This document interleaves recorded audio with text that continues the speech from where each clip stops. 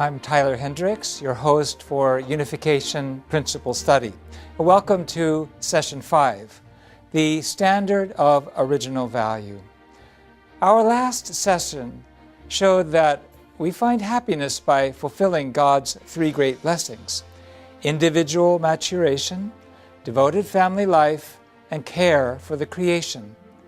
We concluded with these questions. How can we have good relationships? How can we decide what has value and what doesn't?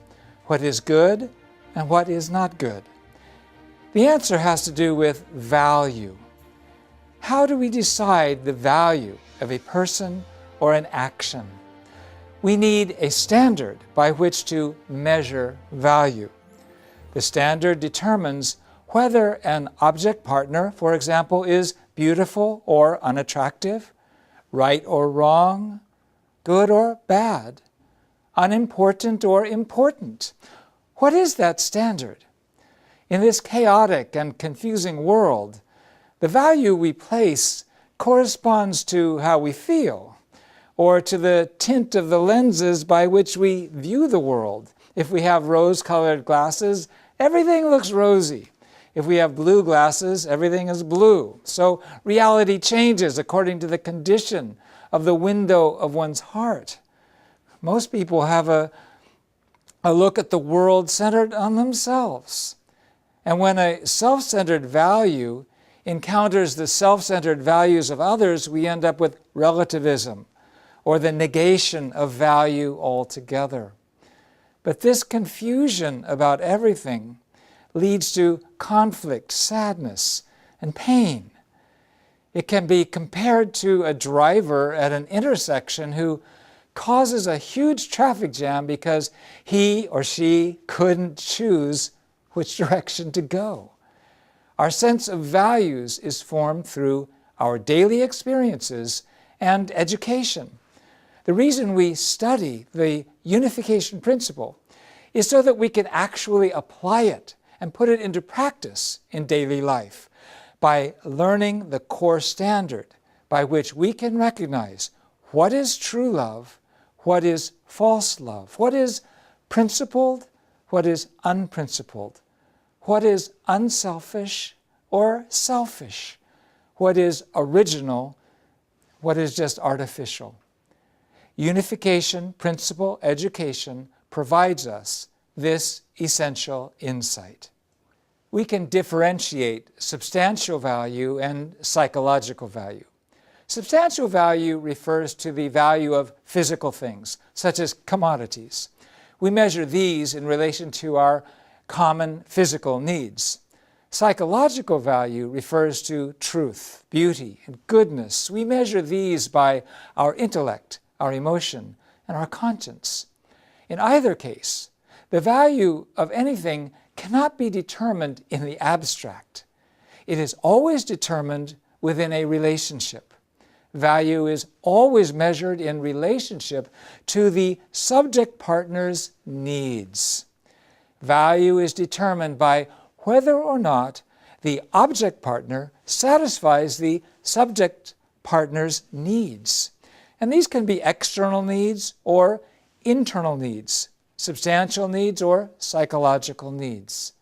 Therefore, value is assessed in relationship to the subject partner's motivation and purpose. For example, a knife's value differs greatly based on whether it is used for a medical operation or as a weapon in a robbery. So it is important to include the elements of motivation and purpose in order to determine value. The intellect, emotion, and conscience reflect the original values of the creation, the true, the beautiful, and the good. The subject partner of original value is God. And these values, the good, true, and beautiful, are measured in relation to God's purpose, God's motivation. The values of the original creation arise from God. Therefore, human beings in the subject-partner position need to center on God's purpose of creation in our relationship with object partners. A man or woman in the subject position who is centered on God's purpose of creation seeks the values of truth, beauty, goodness, and love in their object partner, according to the function of their intellect, emotion, and will. Doing so, we establish the purpose of creation through our object partner. The object partner's original value is realized when it stands as the absolute object partner to human beings in the subject partner position. From there comes forth its truth and beauty and goodness given by God.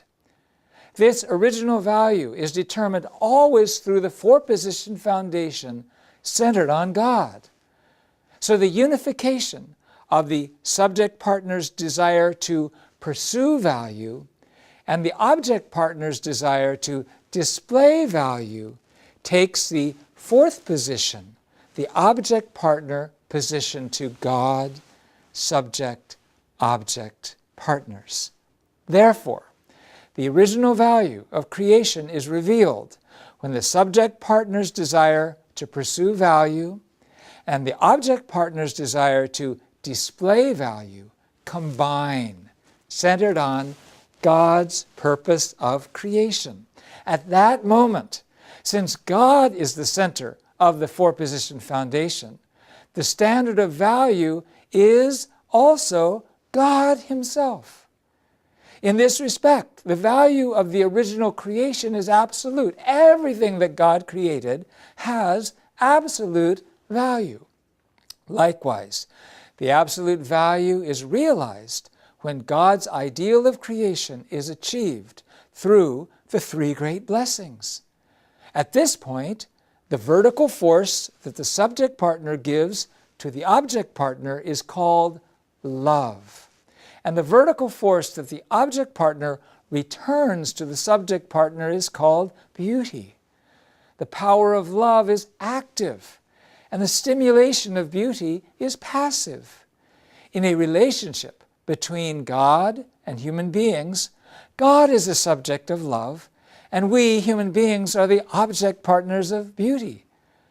When we see a man and woman, a man becomes the subject partner of love, and a woman becomes the object partner of beauty. In the world of creation, human beings become the subject partners of love, and the world of creation becomes the object partners of beauty.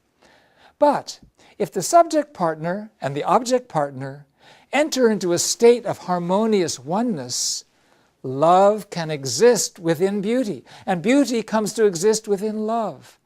In the relationship between the nation and citizens, the beauty that the citizens return to the nation appears in the value of loyalty. The beauty that a subordinate returns to a superior appears as the value of loyalty. In the parent-child relationship, beauty appears as the child's filial piety toward the parents. And in the husband-wife relationship, the beauty that the wife returns to her husband appears as the value of fidelity. Should fidelity be only from the wife to her husband? No, the husband should also return fidelity to his wife. This we call absolute sexual ethics. The result of an action to pursue God's purpose of creation centered on God is good. And the result of an action to pursue Satan's purpose centered on Satan is what we call evil. Good and evil, therefore, start at the same point, human desire.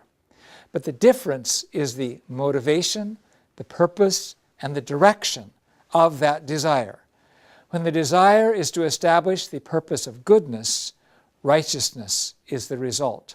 On the other hand, when the desire is selfish, whether centered on one's own self or one's own family or race or nation, then the result is unrighteousness. In order for us to manifest our original value, we need to direct our desires toward the good, according to the conscience, and according to the God-centered four-position foundation, based on loyalty, fidelity, and filial piety. This is the standard that can guide our lifestyle to achieve human happiness. Ladies and gentlemen, I pray that God can recognize your value and be able to say, you are righteous. And I hope that you can live a life of goodness with loyalty, filial piety, and fidelity. But we all admit that we need to do some growing to get to that place. How do we grow? Is it by our own self-discipline? Is it by God's grace? How do we reach full maturity? What is full maturity? Our next sessions will cover this topic. Thank you very much.